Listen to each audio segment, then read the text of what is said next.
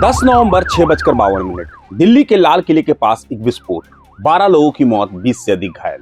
लेकिन यह सिर्फ एक विस्फोट नहीं था, यह एक बड़ी साजिश का हिस्सा था। एक ऐसी साजिश जिसमें शिक्षित डॉक्टर थे, पाकिस्तान का आतंकवादी संगठन था और हजारों किलोग्राम विस्फोटक थे। नमस्कार, मैं अभिषेक आनंद और आज इस वीडियो में हम जानेंगे कि क्या हुआ, ये ब्लास्ट किसने किया और कैसे भारत की सुरक्षा एजेंसियों ने इस बड़ी साजिश को उजागर किया। 10 नवंबर सोमवार की दोपहर चांदनी चौक का बाजार पूरी तरह से व्यस्त था। दुकानें खुली थी, हजारों लोग आ जा रहे थे। लाल किला मेट्रो स्टेशन पर हमेशा की तरह भीड़ थी और इसी बीच एक सफेद हुंडई i20 कार लाल किले के पार्किंग लॉट में खड़ी हो गई। यह कार करीब 3 घंटे तक वहीं थी। सीसीटीवी फुटेज में काले मुखौटे वाला व्यक्ति कार में घुसते और निकलते देखा जा सकता था, लेकिन किसी को यह नहीं पता था कि इसी कार में 2900 किलोग्राम विस्फोटक का वो हिस्सा है जो सबसे घातक साबित होगा।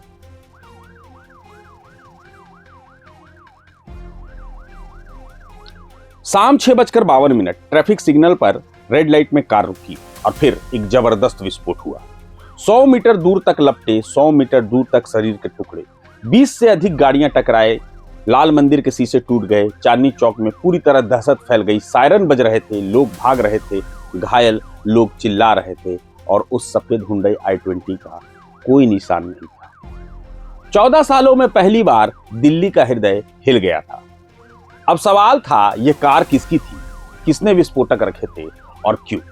और यहीं से शुरू हुई भारत की सबसे बड़ी इंटेलिजेंस एजेंसी की जांच, जो सामने लाई एक ऐसी साजिश जो भारत को हिला सकती थी। 10 नवंबर की सुबह ठीक धमाके से कुछ घंटे पहले फरीदाबाद भौज गांव पुलिस के सामने खुल गया एक किराए का घर और उसमें से निकले 2900 किलोग्राम विस्फोटक, ammonium nitrate, potassium nitrate, 2 assault राइफलें, ऑटोमेटिक पिस्तौलें, 84 कारतूस, 20 टाइमर और बैटरियां और सबसे खतरनाक 12 सूटकेस पूरी तरह से विस्फोटकों से भरे हुए थे। यह शायद पूरी दिल्ली को उड़ा सकता था। अब आ जाता है सबसे चौंकाने वाला हिस्सा। इस साजिश के पीछे कौन थे? डॉक्टर, जी हां डॉक्टर, शिक्षित, योग्य, सम्मानित डॉक्टर। पुलवामा कश्मीर से डॉक्टर उमर मोहम्मद फरीदाबाद के अल फलाह मेडिकल कॉलेज में डॉक्टर थे।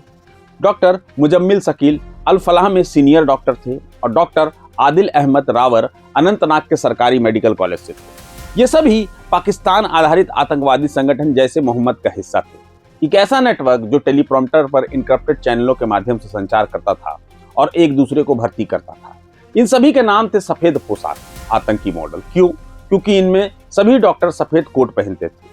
इस पूरी साजिश का मुख्य सूत्रधार था डॉक्टर उमर मोहम्मद। पुलिस को संदेह है कि वही इस कार में था जब विस्फोटक चले तो वो मारा गया, क्योंकि जब पुलिस उसकी गिरफ्तारी के आसपास पहुंच गई और यह पता चला कि फरीदाबाद से बड़े पैमाने पर विस्फोटक बरामद हुए तो उमर को यह समझ में आ गया कि अब जेल जाना तय है। तब उसने फिदायनी स्टाइल में हमला कर दिया। अब बड़ा सवाल, क्यों एक डॉक्टर जो अपनी सेवा से लोगों की जान बचाता था अचानक लोगों की जान लेने लगा? इसका जवाब है ऑपरेशन सिंदूर। 7 मई 2025 भारतीय वायुसेना ने बहावलपुर पाकिस्तान में जैश ए मोहम्मद के कई मुख्यालयों पर एक हवाई हमला किया। ऑपरेशन सिंदूर के इस हमले में 100 से अधिक जैश के आतंकी मारे गए और यह बदला लेने के लिए किया गया था। और इसलिए उन्होंने अपनी एक नई रणनीति अपनाई। शिक्षित पेशेवरों को भर्ती करना, डॉक्टरों को भर्ती करना, इंजीनियरों को भर्ती करना, एक ऐसा नेटवर्क बनाना जो हर जगह छिपा हो सकता है और कभी भी बड़ा हमला कर सकता है। और यह फरीदाबाद मॉड्यूल वही करने वाला था। दिल्ली में बड़े पैमाने पर आतंक फैलाने की योजना थी। 2900 किलोग्राम विस्फोटक, दर्जनों आईईडी, दिल्ली के विभिन्न स्थलों पर एक साथ विस्फोट, सैकड़ों लोगों की मौत हो सकती थी। अब सवाल है, यह बड़ी साजिश कैसे उजागर हुई? दरअसल 30 अक्टूबर को श्रीनगर में डॉक्टर आदिल अहमद रावर को गिरफ्तार किया गया था जैसे मोहम्मद समर्थक पोस्टर लगाने के आरोप में। इसी गिरफ्तारी के बाद जांच में यह पता चला कि वह एक बड़े आतंकी नेटवर्क का सदस्य है। और फिर जम्मू कश्मीर पुलिस और हरियाणा पुलिस ने मिलकर फरीदाबाद पर निशाना साधा और 10 नवंबर की सुबह फरीदाबाद के भौज गांव में एक किराए के घर पर छापा मारा और सामने आए 2900 किलोग्राम विस्फोटक। ठीक इसी समय दिल्ली पुलिस को एक सूचना मिली कि फरीदाबाद में विस्फोटक निकले हैं और एक संदिग्ध डॉक्टर भागा हुआ है जिसका नाम है उमर मोहम्मद। लेकिन तब तक बहुत देर हो चुकी थी। दिल्ली में भीड़ की सड़कों पर एक सफेद कार 12 लोगों की जान ले चुकी थी। दिल्ली ब्लास्ट के तुरंत बाद भारत में पूरे देश में सर्वोच्च सतर्कता जारी कर दिया गया। गृह मंत्री अमित शाह तुरंत एलएनजेपी अस्पताल पहुंचे, घायलों से मिले और फिर घटनास्थल गए। उन्होंने कहा, सर्वोच्च एजेंसियां इस पर काम कर रही हैं, दोषियों को जरूर पकड़ा जाएगा, दंडित किया जाएगा। गृह मंत्रालय ने पूरी जांच राष्ट्रीय जांच एजेंसी एनआईए को सौंप दी, क्योंकि यह एक बहुराज्यीय अंतर्राष्ट्रीय आतंकवादी नेटवर्क का मामला था और पूरे देश में IGI airport, Delhi metro, railway station सर्वोच्च सतर्कता जारी की गई, किसी भी और हमले की संभावना को रोकने के लिए। 10 नवंबर का यह विस्फोट सिर्फ एक घटना नहीं थी, यह एक बड़ी साजिश का हिस्सा थी, शिक्षित आतंकवादियों की, अंतर्राष्ट्रीय नेटवर्क की। लेकिन भारत की एजेंसियां सतर्क हैं और हर दिन रात ऐसी साजिशों को तोड़ रही हैं। इस खास पेशकश में फिलहाल इतना ही। मैं अभिषेक आनंद, मुझे दीजिए इजाजत, मगर जुड़े रहे प्रभात खबर के डिजिटल प्लेटफॉर्म के साथ। जानना चाहेंगे कि आज आपके घर पे पुलिस आई थी, आपके किन किन लोगों को यहाँ से पुलिस ने उठाया है? एक तो मेरे शौहर को, मेरे देवर को और मेरी सास को। क्या बोल के आपके सिक्योरिटी फोर्सेस ने क्या बोला और क्यों ले गए उनको? नहीं, वो पहले उन्होंने कहा कि उमर कहाँ, हमने बोला दिल्ली में है, उमर दिल्ली में है। हमें थोड़ी सी पूछताछ करके उनको ले जा सकते हैं, फिर उनको लेके गए। आपकी बात कब हुई थी उमर से? और लास्ट फ्राइडे को हमने बात की थी। लास्ट फ्राइडे, उसके बाद कोई बात नहीं हुई? उसके बाद कोई बात नहीं हुई, बस लास्ट फ्राइडे को हमने उमर के साथ बात की। आज उमर का जो है नाम आ रहा है, जो दिल्ली में रेड फोर्ट के बाहर अटैक हुआ है, कहा जा रहा है कि शायद वो उसमें मुलविस है। आपको लगता है कि ऐसा कुछ हो सकता है? मैं क्या कह सकती हूँ, मुझे तो नहीं लगता, क्योंकि जिस टाइप का वो इंसान था, मुझे हैरत हो रही है। मुझे हैरत हो रही कि वो ऐसा भी कुछ कर सकता है। वो कब निकले थे कश्मीर से? कहाँ पर नौकरी कर रहे थे आजकल?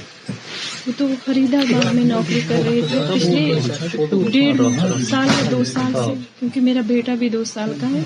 उससे पहले वो जिम से अनंतनाग में था।